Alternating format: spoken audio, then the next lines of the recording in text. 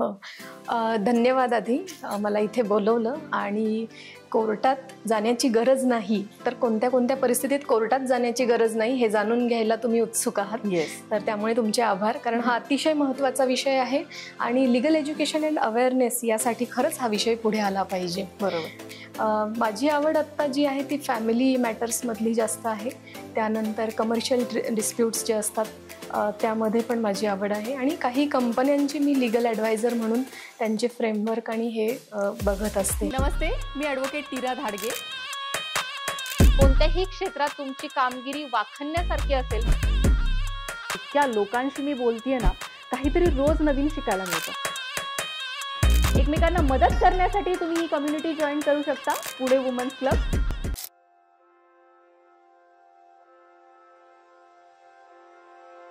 नमस्कार, मी ॲडव्होकेट नीरा धाडगे तुमचं सहर्ष स्वागत करत आहे पॉडकास्ट विथ नीरामध्ये.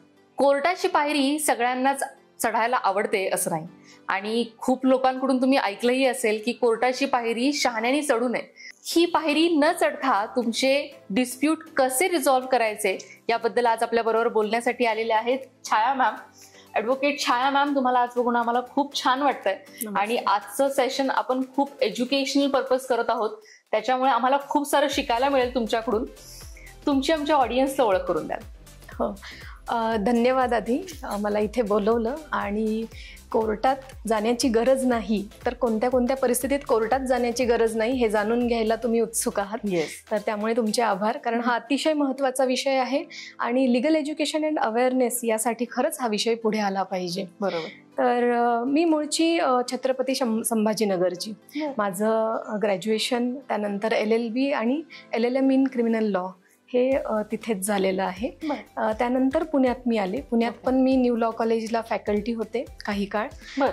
त्यानंतर मग लग्न आणि मूल यामध्ये थोडा काही वर्षांचा गॅप आहे, पण त्यामध्ये सुद्धा बालसंगोपन आणि शिक्षण याविषयी आणि विविध सामाजिक क्षेत्रात माझं काम चालू होतं. त्यासोबतच मी ILS मधनं सुद्धा पुन्हा एका विषयात LLM केलं, कारण इच्छा होती की ILS मधनं करायचंच आहे म्हणून. तर हे माझं सगळी पार्श्वभूमी आहे. तर माझी प्रॅक्टिसची सुरुवात सुद्धा छत्रपती संभाजीनगरमधूनच झालेली आहे. तिथे सुरुवातीचा काळ हा माझे जे सिनियर आहेत त्यांच्यासोबत क्रिमिनल लॉमधले मॅटर्स जे चालवत होतो. पण नंतरचा जो काळ आहे त्यामध्ये फॅमिली मॅटर्सकडे माझा कल झुकत गेला आणि त्याला अनेक कारणं असू शकतात.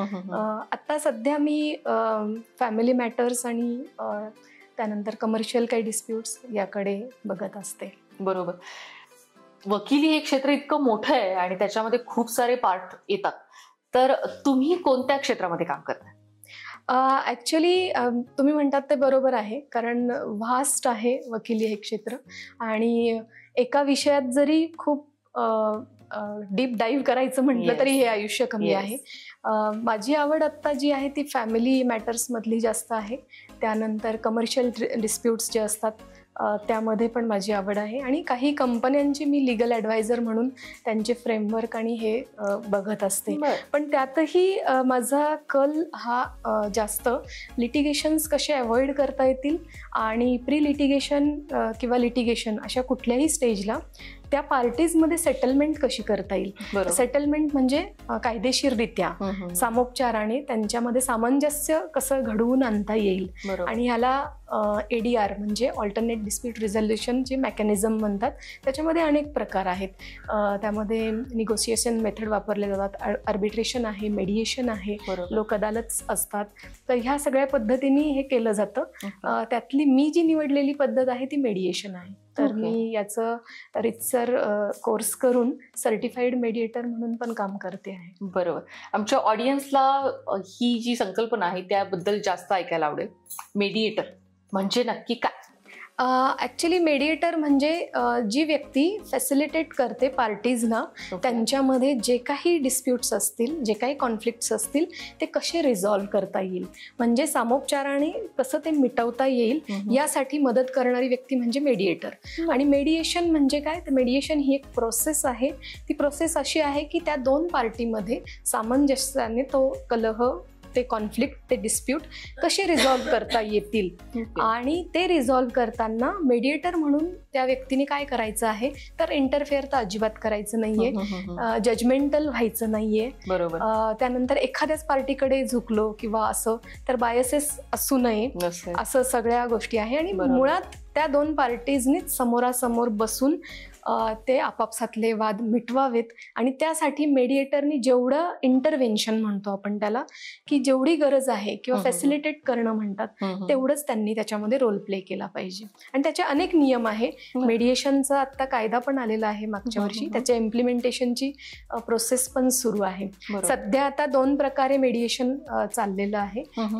एकाला म्हणतात कोर्ट अनेक्स्ड मेडिएशन, म्हणजे कोर्टा थ्रू त्या काही केसेस रेफर केल्या जातात जे कोणी पॅनलवर मेडिएटर्स आहेत त्यांच्याकडे, आणि मग त्यांना ते जी प्रोसेस आहे ती फॉलो करून रिपोर्ट द्यायला लागतो. म्हणजे सेटल झालंय नाही झालं जे काय असेल तो रिपोर्ट. आणि दुसरा प्रकार आहे प्रायव्हेट मेडिएशन. काही लोक, जसं मी प्रायव्हेट मेडिएटर आहे, आणि प्री लिटिगेशन किंवा लिटिगेशन कुठल्याही स्टेजला ती केस कशी सामोपचाराने आपल्याला त्याच्यामध्ये मिटवता येईल याविषयी कार्यरत असतात. बरं, आम्हाला 1-2 किस्से ऐकायला आवडतील किंवा तुम्ही आता या मेथड थ्रू ज्या केसेस सॉल्व्ह केलेल्या आहेत त्याच्यातलं एखादं दुसरं उदाहरण जर तुम्ही आम्हाला सांगू शकलात तर आमच्या ऑडियन्सला जास्त चांगलं पडेल. नक्कीच, मलाही ते काही शेअर करायला आवडेल. आता खरं तर जवळपास 100पेक्षा जास्त केसेस रिझॉल्व्ह करता आलेल्या आहेत. आणि आत्ता भारतामध्ये जर आकडेवारी बघायची झाली तर टाइम्स ऑफ इंडियाच्या बातमीनुसार 5 करोडपेक्षा जास्त पेंडिंग केसेस आहेत. आणि त्यातही डिस्ट्रिक्ट कोर्टामध्ये जवळपास 4.5 करोडपेक्षा जास्त पेंडिंग केसेस आहे. आता पेंडिंग केसेसचा जर हा आकडा बघितला तर निश्चितच हे ऑल्टरनेट डिस्प्यूट रिझोल्युशनचं जे मेकॅनिझम आहे याचं महत्त्व लक्षात येतं. बरोबर. की कितीतरी केसेस अशा आहेत की त्या खरंच लिटिगेशनमध्ये जाण्याची गरज आहे का, खरंच त्या कोर्टामधूनच सगळ्या पुरावे आणि साक्ष आणि ह्याच्यामधून जाण्याची गरज आहे का, का त्यातल्या काही केसेस अशा आहेत की ज्या सामोपचाराने पार्टीजनी एकमेकांसोबत संवाद साधून मिटण्यासारख्या आहेत. बरोबर. तर अशा अनेक केसेस आहे की ज्या खरं तर प्री लिटिगेशन स्टेज म्हणजे जेव्हा पक्षकार वकिलांकडे येतात आणि त्यांच्याशी बोलत असतात तर त्या स्टेजला सुद्धा रिझॉल्व्ह होऊ शकतात. आणि तिथे जरी नाही झाल्या आणि जरी त्यांनी कोर्टामध्ये गेलं तर कोर्टात सुद्धा लिटिगेशन जरी चालू झालं तरी तिथल्याही कुठल्या स्टेजला जर पार्टीजना वाटलं की नाही आम्हाला हे मिटवायचं आहे, आम्हाला सेटल करायचं आहे, तर तिथेही तोही ऑप्शन ओपन असतो. त्यामुळे ही जी आकडेवारी दिसते ना पेंडिंग केसेसची, तर यातल्या अनेक केसेस मला असं वाटतं की ज्या रिझॉल्व्ह होऊ शकतात या वेगवेगळ्या ऑल्टरनेट डिस्प्यूट रिझोल्युशनच्या मेकॅनिझमच्या बाहेरच रिझॉल्व्ह होऊ शकतात. राईट. आणि तेही कायदेशीररित्याच. तर त्यामध्ये अनेक केसेस बघितल्या आहेत. यात सगळ्यात महत्त्वाची गोष्ट असते की कॉन्फिडेन्शियालिटी जपणं पार्टीजची. आता सुद्धा मी तुमच्यासोबत काही केस स्टडीज शेअर करणार. त्याचा उद्देश प्युअरली अवेअरनेस आणि एज्युकेशनच आहे आणि ती कॉन्फिडेन्शियालिटी पाळूनच आपण आत्ता ही चर्चा करत आहोत. बरोबर. तर अशा अनेक केसेस आल्या आणि त्या केसेसमध्ये कधी कधी ते प्रश्न फार वेगळे होते, म्हणजे समस्या वेगळी होती आणि उपाय वेगळा काहीतरी शोधला जात होता. बरोबर. तर मेडिएशनचे फायदे तुम्हाला सांगते इतके आहेत. एक तर तुमचा वेळही वाचतो, पैसाही वाचतो आणि एफर्ट्सही वाचतात. बरोबर. त्याच्याही पुढची गोष्ट म्हणजे विन विन सिच्युएशन. दोन्ही पार्टीज विन विन, कारण कोर्टामध्ये तुम्ही एक पार्टी जिंकणार किंवा एक पार्टी हारणार असं काहीतरी असतं. पण इथे जेव्हा तुम्ही संवाद वापरतात आणि सामोपचाराने घेतात त्यावेळी दोघांनाही ते पटलेलं असतं आणि दोघंही आनंदात असतात त्यामध्ये. तर हे खूप महत्त्वाचं आहे. त्यानंतर तुमचं नातेसंबंध, मग ते फॅमिलीमधले म्हणजे कौटुंबिक नातेसंबंध असू दे किंवा बिझनेस रिलेशनशिप असू दे, ते दोन्हीही तुमचे टिकण्याची शक्यता आणि वाढण्याची शक्यता खूप असते. बरोबर. आणि कॉन्फिडेन्शियालिटी मी म्हटलं तसं ती जपलीच जाते. त्यामुळे within 4 walls with confidentiality, win win situation, अशा सगळ्या फायद्यांसहित जर तुमचं केस तिथेच मिटत असेल तर हा पर्याय पैसेही वाचणार, वेळही वाचणार, एफर्ट्सही वाचणार. कारण तेच पुन्हा बोलत राहावं लागतं ना, लक्षात ठेवावं लागतं, लिहिलेलं असतं, कोर्टात साक्षी पुरावे चाललेले असतात. सो ही मेथड त्यामुळे अडॉप्ट केली जाते. काही केस स्टडीज नक्कीच शेअर करायला आवडतील. पार्टिशनची एक केस होती, त्याच्यामध्ये म्हणजे माझ्याकडे जेव्हा अप्रोच केलं पार्टीजनी तर त्यामध्ये 4 भावंड आणि एक बहीण, आणि 3 भाऊ आणि 1 बहीण, त्यांचं व्यवस्थित आर्थिक स्थिती. एका भावाची आर्थिक स्थिती म्हणजे त्याचं इन्कम आणि हे काहीच फारसं नव्हतं. आणि माझ्याकडे जे आले होते ते सगळ्यात मोठे भाऊ आणि आजी आजोबा, म्हणजे बरंच वय होतं त्यांचं. त्यांच्यासमोर हा प्रश्न होता की आता वडिलोपार्जित जे काही आहे, घर, शेती, तर ह्याचं वाटप करावं कसं. आणि बाकीचे 2 भाऊ, त्यांचं चांगलं आहे, माझंही चांगलं आहे म्हणे, पण ते ऐकायला तयार नाही. मग ते कोर्टात जायचं म्हणतात, मग असं तसं.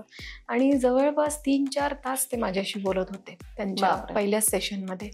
आणि मग त्यांच्यानंतर काही मीटिंग्स वगैरे अशा अरेंज केल्या आणि जे काही त्यांना समोरासमोर बसून गोष्टी सांगता आल्या आणि त्यांनीच आपापसात ते ठरवलं नंतर. आणि ते पार्टिशनची केस मग कोर्टात न जाता त्यांनी आपापसात त्यांना ती रिझॉल्व्ह करता आली माझ्या थोड्याशा इंटरफेरन्समध्ये. बस, बाकी माझ्या थोड्याशा इंटरव्ह्यूमुळे.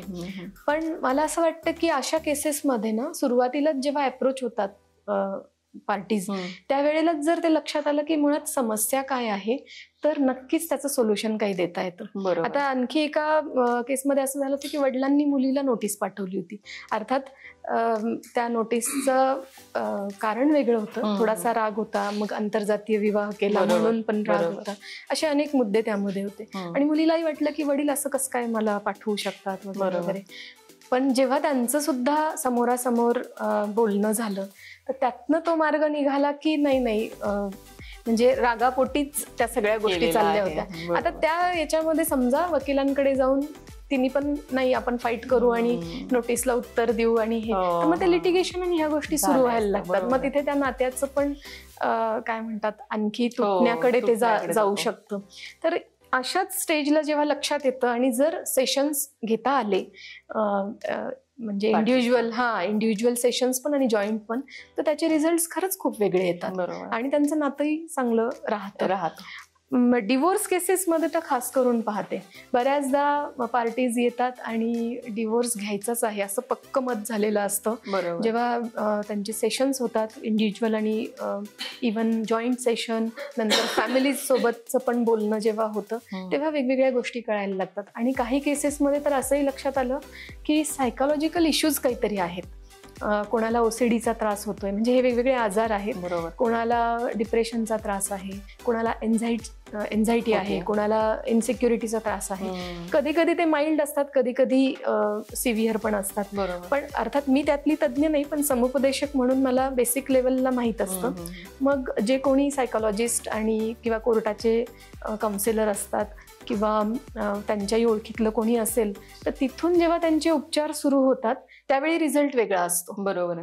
आणि मग त्यांची मदत, त्यांच्याकडनं उपचार आणि माझ्याशी त्यांचं बोलणं, असं करत ते लक्षात यायला लागतं की नाही, मुळात आम्हाला डिवोर्स घ्यायचाच नाहीये, समस्या आमची वेगळी होती. आणि असं काही केसेसमुळे बघायला मिळालं. म्हणजे हे जर नसतं लक्षात आलं तर कदाचित त्यांचे डिवोर्स पण झाले असते. तर अशा मला वाटतं की म्हणजे हे एक कारण झालं, पण डिवोर्सची अशी अनेक कारणं आहेत. त्या कारणांच्या मुळाशी जाता आलं. आणि ते कधी जाता येईल? संवादातनं जाता येईल. आणखी कधी जाता येईल? जेव्हा ते समोरासमोर बसून बोलतील आणि त्यांना गाईड करणारं वेगवेगळे मेडिएटर असतील, फॅसिलिटेट करतील, जे आता कोर्टा थ्रू पण चालू आहे आणि प्रायव्हेट मेडिएटर पण तसं करत आहे, किंवा समुपदेशक, सायकॅट्रिस्ट, हे सगळेच लोक त्यासाठी प्रयत्नशील आहेत. तर ह्या प्रोफेशनल लेवलला मदत कधी घ्यायची हे सुद्धा कळणं खूप गरजेचं आहे. आणि त्यावर ते जेव्हा सांगतात, जसं आता मी पण काही वेळा सांगते, तर काही लोक ऐकतात, काही लोक ऐकत नाही. पण ज्यांनी ते ऐकून त्याच्यावर ऍक्शन्स घेतल्या त्यांना त्याचे रिझल्ट पण तसे आले. काही केसेसमध्ये असं आहे की कोर्टामध्ये 7-7, 8-8 वर्ष पेंडिंग आहे किंवा त्याच्याही पेक्षा जास्त काळ पेंडिंग आहे. पण जेव्हा त्यांना पण काउन्सिलिंग करता येतं, त्यांचे पण सेशन्स घेता येतात, तर त्याच केसेस ते विड्रॉल करून सेटलमेंटकडे यायला लागतात. म्हणजे मला मांडायचा मुद्दा असा आहे की तुमचं लाईफ इज प्रेशियस ऍक्च्युली. तर तुमचं आयुष्य तुम्ही कुठे घालवायचं आणि कुठे वाचवायचं, 8 वर्ष भांडणात घालवायचं का रिझॉल्व्ह करून आपलं शांततेत राहायचं, हे त्यांनी ठरवलं. बरोबर. आणि कुठलंही नातं असू दे, कौटुंबिक नातं असू दे, म्हणजे सासरे आणि सुना ह्यांचं नातं असू दे, किंवा नवरा बायको असू दे, किंवा बहीण भाऊ असू दे, दे, कुणाचंही कोणतंही नातं कौटुंबिक किंवा बिझनेसमधलं पण कोणतंही नातं असू दे, इतकी भांडणं इतका काळ खरंच परवडतात का, हा प्रत्येकाने विचार केला पाहिजे. बरोबर की तुम्ही काय कॉस्ट पे करतायत इतकी वर्ष भांडणं करून.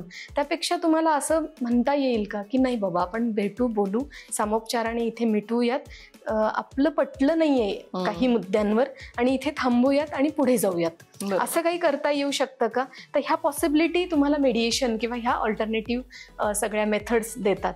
इथे काही वेळा तर असं पण झालं आहे की डिवोर्स झाला आहे पार्टीजचा, पण मला एकदा एक प्रश्न विचारण्यात आला की पण माझं ना माझ्या सासरच्या लोकांशी माझं आणि मुलाचं नातं चांगलं आहे, तर मग मी काय करू? म्हटलं मग कंटिन्यू करायचं. फक्त प्रॉब्लेम कोणाशी आलाय? नवऱ्याशी आलाय ना, ठीक आहे, मग त्यांच्याशी नाही पटत आहे, पण इतर कुटुंबाशी जर पटत असेल तर तुम्ही तुमचं नातं कंटिन्यू ठेवा. म्हणजे ही ब्युटी आहे मला असं वाटतं या सगळ्या मेथड्स मध्ये, की तुमची नाती तुम्ही इंटॅक्ट ठेवू शकतात, तुम्ही ती नाती पुन्हा जगू. आणि मुलाला खास करून जी छोटी मुलं आहे त्यांचं पण ते घर तुटत नाही ना, त्यामुळे त्यांची जी नाती ह्या सगळ्या याच्यामध्ये होरपळली जातात तर ती पण सुरक्षित राहतात. नक्कीच. छाया मॅम, खूप छान वाटलं आज तुम्ही इथे आलात आणि आम्हाला या सगळ्या गोष्टींबद्दल सांगितलं.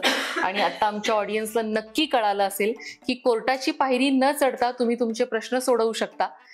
Thank you so much. Thank you so much.